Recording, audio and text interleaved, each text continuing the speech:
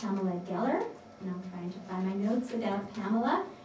She actually needs no introduction, but she is the founder and editor and publisher of Atlas Shrugged, and she brings you the news that you're not going to hear from the New York Times or the Washington Post.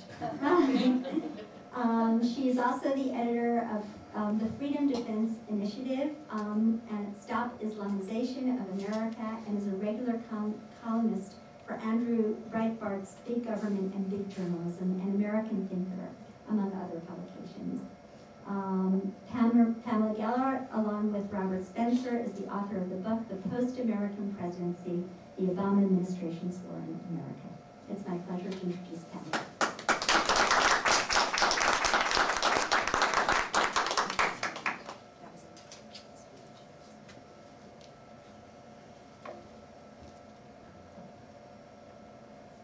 Good afternoon.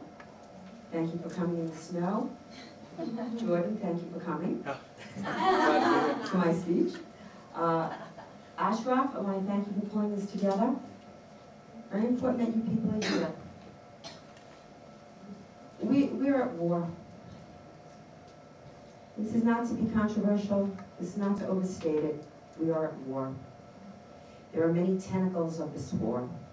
The obvious, of course, is the violent jihad. This is obvious.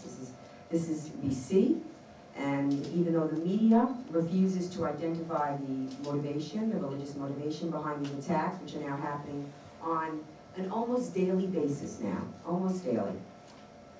And yet when you see, for example, the Fort Hood jihad, where the Department of Defense issues its investigation, and nowhere in the report do they ever mention the motivation for the attack.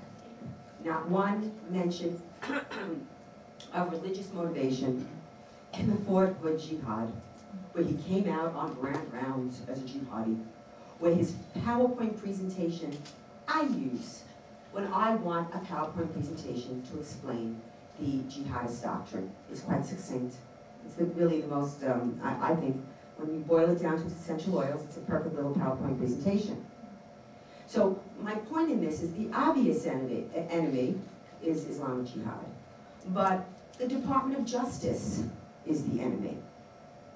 The Department of Justice, who is suing, for example, a school district because a teacher who wasn't even there, I don't think, a year, wanted to make the Hajj. She wanted a leave of absence in the middle of the school year. They said no. Now, this is not in the union contract. The union's not suing. The union didn't sue the school district. But the Department of Justice is suing the school. Berkeley School District. The Department of Justice is suing, I think, and won, a New Jersey county because the correction officer wants to wear the niqab. So when I say we're at war, yes, the obvious war. But there is a social jihad, there is a cultural jihad, there's an academic jihad, there's a litigation jihad.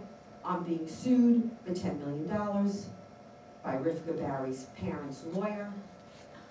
Rifka Barry was a Christian convert out of Islam in Ohio. Her father found out. How did her father find out? Well, Hamas was spying on her, that's how. Told the parents threatened to kill her. She had nowhere to go. She met a pastor on Facebook and she ran to Florida. Now let me tell you something, I followed this case. I went to Florida because they were pursuing her like she was a serial killer. I mean, how many girls run away from home? I'm asking you. How many girls run away from home? How many girls are selling their bodies? How many girls are doing drugs? How many girls have pimps? Who's looking for them?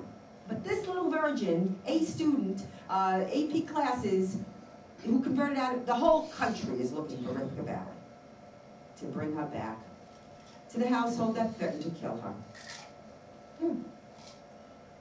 So her lawyer is suing me because he didn't like what I said about him on my blog. It's a $10 million lawsuit. And it's a scary lawsuit. And this is what they do. This is what they do to shut you up. It may sound silly, but you know what? We are moving in a direction. I mean, to me, my greatest fear is for freedom of speech. This is really, and this is what this is. This is a Sharia case. This is, I mean, there is no freedom of speech in Islam. The Sharia is you cannot defame Islam. You cannot defame Islam, you cannot insult Islam, you cannot slander. Now slander to the Western mind is like, well, you know, to lie about someone with malintent. This is not what slander means in Islam.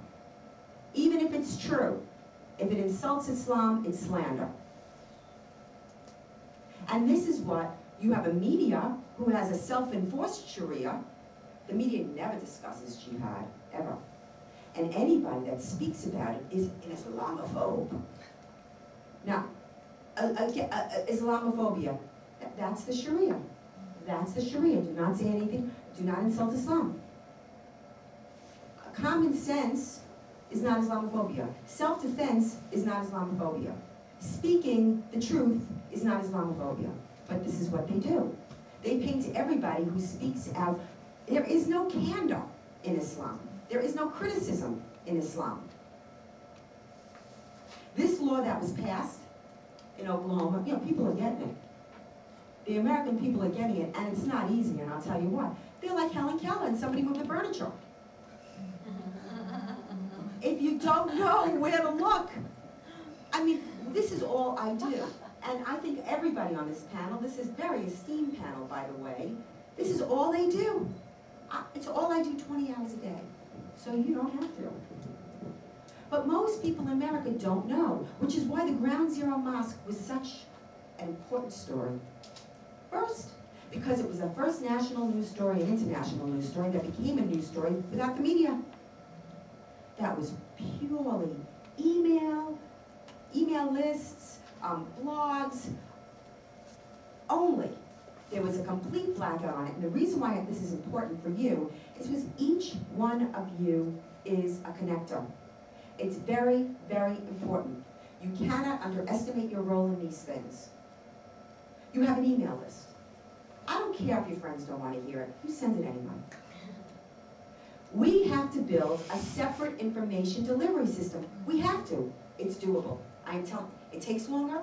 It's much harder work. I don't disagree.